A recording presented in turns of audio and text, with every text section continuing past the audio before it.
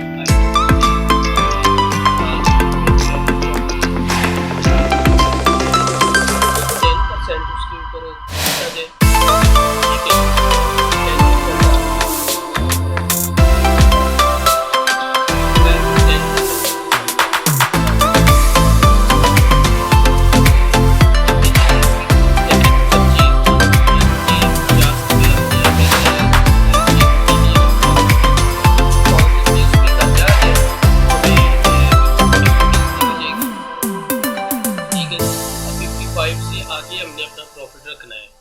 ठीक है जी। तो जो वो 5 रुपये है ना वो आज जो है ना वो करने हैं, कैसे वो निकलेंगे। आ जाए जी, मिसाल के तौर पे हम जो है ना 10%, ये कॉस्ट प्राइस अपनी मर्जी होती है, तो हम 10% रख लेते हैं कि कैसे हमने जो है ना फाइंड करनी है 10%। तो इसको फाइंड करने के काफ़ी तरीके हैं, लेकिन जो बिल्कुल इजी तरीका है ना वो यही है, इक्वल लगाएं। उसके बाद अपनी परचेज प्राइस जो है ये यहाँ पे हम ना रफ काम कर रहे हैं। ठीक है जी। इस प्राइस को हमने जो है सिलेक्ट किया और यहाँ पे हम इसे करेंगे जी मल्टीप्लाई 10 के साथ, 10 और साथ में आप परसेंट डाल दें। ठीक है जी। इंटर कह रहा है कि 5 रुपये। ठीक है जी। ये समझ लगी आपको कैसे हमने फाइंड किया है। हमने ऐसे किया है इसे फाइंड कि दोबारा से देख लें, मैंने यहाँ पे ना इक्वल लगाया है। इक्वल लगाने के बाद जिस सेल में हमारी परचेज रेट है वो सेल मैंने सेलेक्ट किया, उसको मल्टीप्लाई करवा दिया 10% के साथ, यानी कि जितने परसेंट आप रखना चाहते हैं उतने परसेंट से उसे मल्टीप्लाई करवा दें। ठीक है जी। ये बिल्कुल इजी तरीका है। ठीक है जी।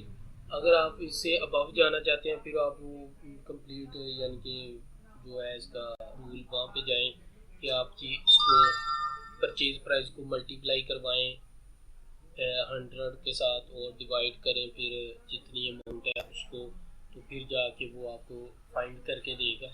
तो इसका जो बिल्कुल इजी तरीका है ना वो यही है कि इक्वल लगाएं, परचेज प्राइस जो है उसको सिलेक्ट करें, एल को मल्टीप्लाई करवा दें 10% के साथ। अगर यहाँ पे आप 20% या 50% निकालना चाहते हैं तो उसको भी सेम इसी तरह से इक्वल करें, परचेज प्राइस जो है वो सिलेक्ट करें, मल्टीप्लाई करवा दें। मिसाल के तौर पे हम 20% निकालना चाहते हैं तो 20%, साथ में परसेंट का साइन लगा दें। ये शिफ्ट के साथ 5 जो है ऊपर जो लाइन है ना 1 2 3 4 वाली, शिफ्ट के साथ हम 5 का बटन प्रेस करेंगे तो ये परसेंटेज का साइन आ जाएगा। ठीक है जी। जैसे ही हम इंटर करेंगे तो ये इसका 20% निकल आया, ऊपर 5% है, ये 20% है। ठीक है जी। ऊपर 10% है, सॉरी। ठीक है जी। अभी यहाँ पे हमने लगाना है इसको, तो यहाँ पे हम लगाएंगे इक्वल ये वाला सेल मल्टीप्लाई बाय 10%। ठीक है जी। इंटर, अब ये 5% निकल आया। जैसे ही हमने नीचे उसने 5% जो है ना वो वैल्यूज निकाल के हमें यहाँ पे दे दी। ठीक है जी। ये अगर समझ लग जाए तो बेस्ट है, अगर नहीं लगी तो दोबारा से पूछ लें।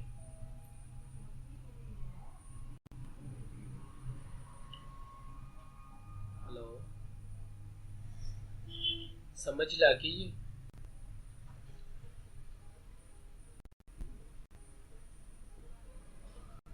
स्क्रीन शो नहीं हो रही?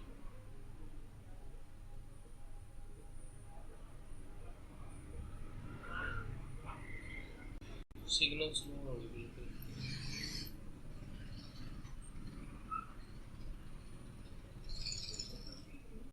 ये मैं यहाँ पे लगा रहा हूँ पोस्ट प्राइस।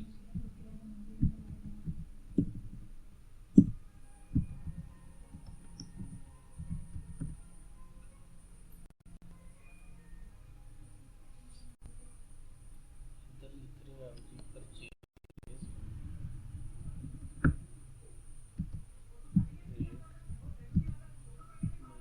मल्टीप्लाई कर दो 10% के साथ।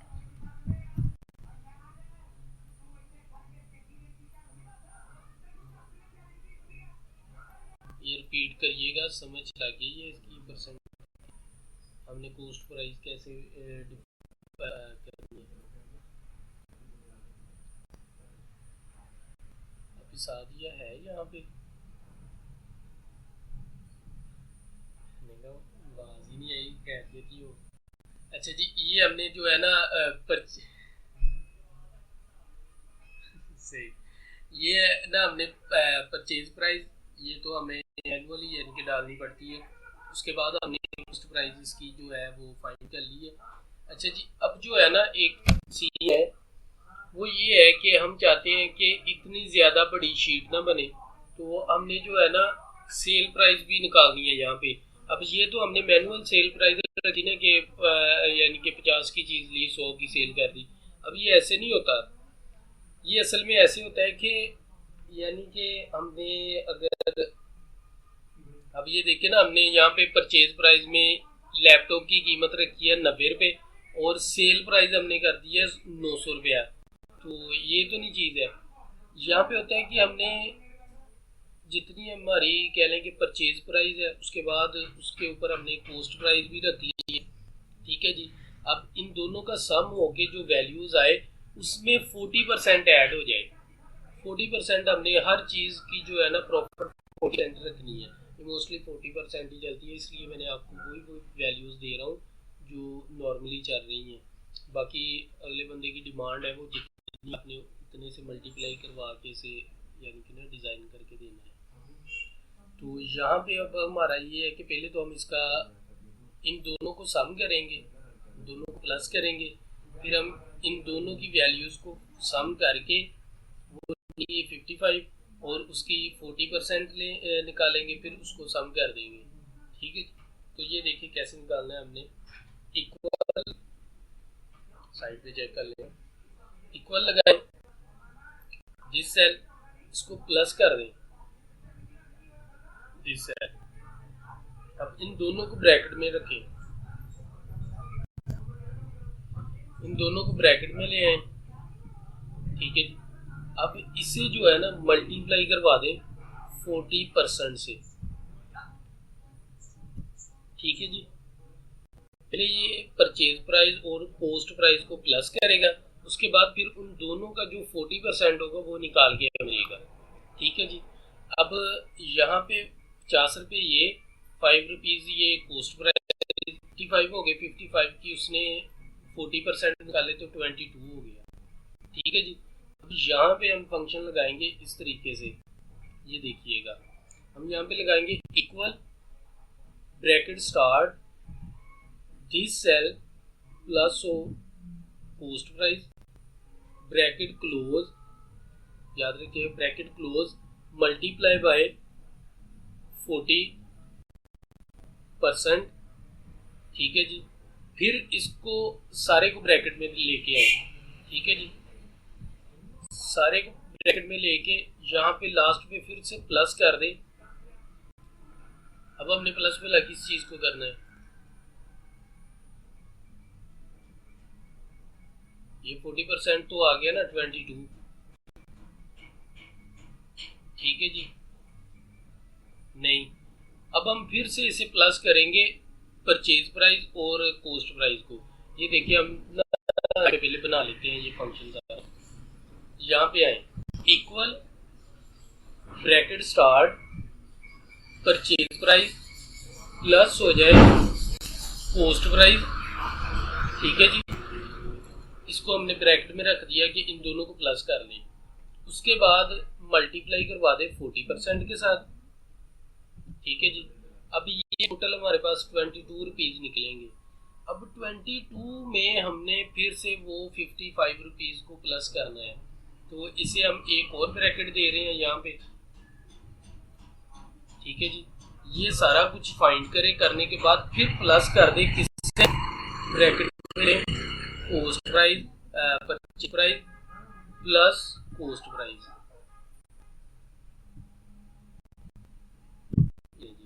अब ये आप 55 को प्लस करें 22 के साथ तो ये 77 रुपीज बनेंगे।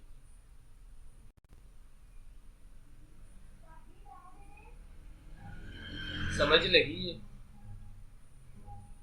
सबसे पहले ये ऊपर फार्मूला बार में देखे, सबसे पहले हमने परचेज प्राइस और कॉस्ट प्राइस को प्लस किया, फिर हमने उसकी 40% जो है वो फाइंड किया, वो बना 22 रुपीज़। फिर हमने, जारी बात है, हमने सेल प्राइस में तो ऐसा लिखना है ना, जितने की चीज़ ली है, जो उस पर अखराजात आए हैं और आगे जितनी हमने यानी कि उसमें प्रॉफिट रखा है, सारे को हमने लिखना है। तो फिर हमने प्राइस और कॉस्ट प्राइस को प्लस कर दिया। इसका हमें बेनिफिट ये हुआ कि पहले इन दोनों को प्लस किया उसने, इनकी 40% फाइंड किया, 40% फाइंड करने के बाद फिर उसने इन दोनों का सम कर दिया। ठीक है जी, ये हमने इसलिए ऐसे किया है। वैसे हम यहाँ पे ये भी कर सकते थे कि यहाँ पे हम एक सेल को सिलेक्ट करते, यहाँ पे हम इसका 40% फाइंड करते, फिर यहाँ पे हम सम का फार्मूला लगा देते कि ये वाला सेल जो है ये इन दोनों को प्लस करके ये वाला सेल यहाँ पे आ जाए। ठीक है, लेकिन क्योंकि हम चाह रहे हैं कि हमारा जो शीट है वो शॉर्ट से शॉर्ट रहे, याद रखिएगा जितना ज़्यादा डाटा शीट पे होगा उतना स्लो काम करेगा ये, यानी कि हमारी शीट जो है उतना स्लो काम करेगी। तो हमने अपने डाटे को यानी कि क्लोज करने की वजह से हमने ये काम किया है। ठीक है जी, अगर समझ लगी है तो बता दें, अदरवाइज हम रिपीट कर लेते हैं इसे। हमने अभी कॉस्ट प्राइस जो है वो भी यहाँ से निकाल दें। हाँ जी, ये देखिए हमने जस्ट 22 भी इसमें ऐड कर दिए ना। ये देखिए ना, सबसे पहले हमने परचेज प्राइस और कॉस्ट प्राइस को प्लस कर दिया। ठीक है जी, वो 55 रुपीज़ बन गए। फिर हमने उन दोनों का ना 40% निकाला, वो 22 बन गया। यहाँ तक जो है ना अमाउंट हमारी ये 22 निकल आए। अब हमने कहा कि 22 को प्लस कर दो फिर से परचेज प्राइस और कॉस्ट प्राइस को सम करके। ठीक है जी, बस बात हमने की है, इसमें मुश्किल चीज़ नहीं है, बस थोड़ा सा आपको समझना पड़ेगा यहाँ पे। हाँ जी, अब यहाँ पे ये फंक्शन लगा दे नीचे वाला जो है, बेशक यहाँ से कॉपी करके लगा दे, वैसे आप यहाँ पे आके ना दोबारा सीखें। मैं ना सेल को कर रहा हूँ ताकि सारी चीज़ जो है ना हमारी कंप्लीट आए। ये देखिएगा यहाँ पे मैंने इक्वल लगाया। सबसे पहला काम मैंने ये करना है कि मैंने दोनों का प्लस करना है। इन दोनों को मैंने प्लस किया, परचेज प्राइस और कॉस्ट प्राइस को मैंने प्लस किया यहाँ पे। अब मुझे इनका चाहिए 40%। ठीक है जी, ये दोनों का सम तो हो गया, मुझे 40% चाहिए। वो हमने पहले निकालना सीख लिया है कि मल्टीप्लाई देंगे उतने परसेंट से। ठीक है जी, अब यहाँ तक ये हमें 22 वाली वैल्यूज निकाल के दे देगा। इंटर करें इसे तो ये इसने 22 निकाल के दे दी। अब सेल प्राइस हमारी 22 तो नहीं है, हमारी सेल प्राइस बननी चाहिए 77। ठीक है जी, तो हमने निकालने के लिए हमने इसी को एडिट किया। ये यहाँ पे ना डबल क्लिक कर दें या F2 बटन प्रेस करेंगे ना तो ये दोबारा एडिटिंग मोड में आ जाएगा। ठीक है जी, अब इसको मैंने यहाँ पे ब्रैकेट में रखा सारे फार्मूले को। ठीक है जी, और प्लस कर दिया फिर से मैंने इसको, किसको, ब्रैकेट में रख लें, परचेज प्राइस को प्लस कर दिया सेल प्राइस को। ठीक है जी, वो इन दोनों को प्लस करें। प्लस करने के बाद जो हमने 22 फाइंड की थी ना वैल्यू, उसको भी प्लस कर दें इसमें, तो ये 7 बन गया।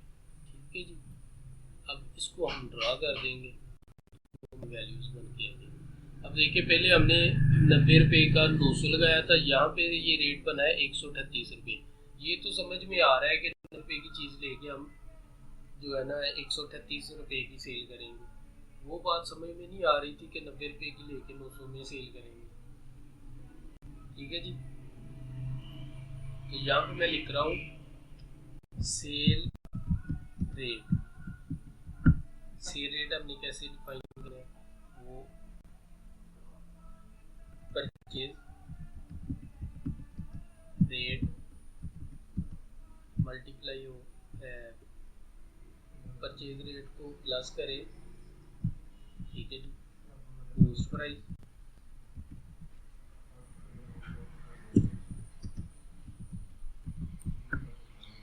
ठीक है जी।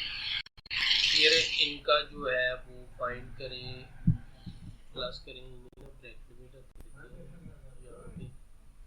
ये लिखने का मकसद ये है कि बाद में आपको भूल लेना, इसको मल्टीप्लाई करवा दें 40% से, ठीक है जी, 40%। अब इस सभी को ब्रैकेट में रख दें, ठीक है जी, डबल ब्रैकेट। यहाँ पे इसे अब प्लस कर दें, इसको फिर ब्रैकेट डालें,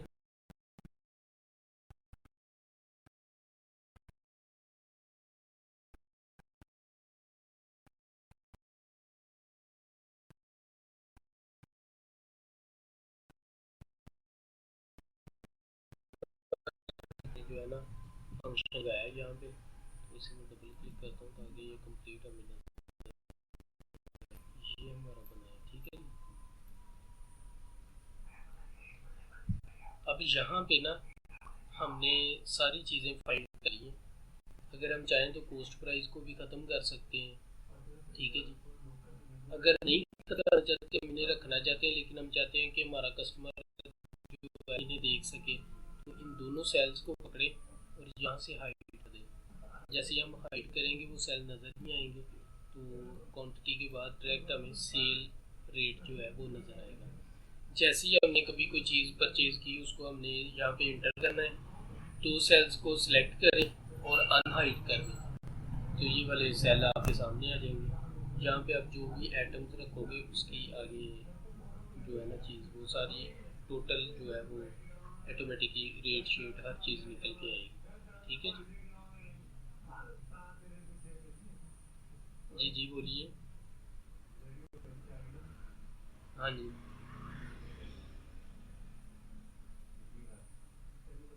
हाँ जी, ये देखिए ना, ऊपर से दो सेल को सिलेक्ट करें, दोनों कॉलम्स को सिलेक्ट करें जो आप नहीं दिखाना चाहते, राइट बटन क्लिक करें, हाइड कर दें, ठीक है जी। इनके साथ वाले दोनों सेल्स को सिलेक्ट करें, राइट बटन क्लिक करें, अनहाइड कर दें, वो सामने आ जाएंगे। ये मोस्टली होता है ना कि कस्टमर कहता है कि जी परचेज प्राइस और कॉस्ट प्राइस जो है ना ये ना कोई बंदा देख सके, यानी कि जो हमारे पास कस्टमर आ रहे हैं ना वो ना देखें, शॉपकीपर की ये यानी कि रिक्वायरमेंट होती है। तो फिर हम ये वाली चीज़ जो है ना ये हाइड कर देते हैं यहाँ से कि कोई देख ना सके। ठीक है जी, चलिए जी, इसको हम सेव कर रहे हैं। ये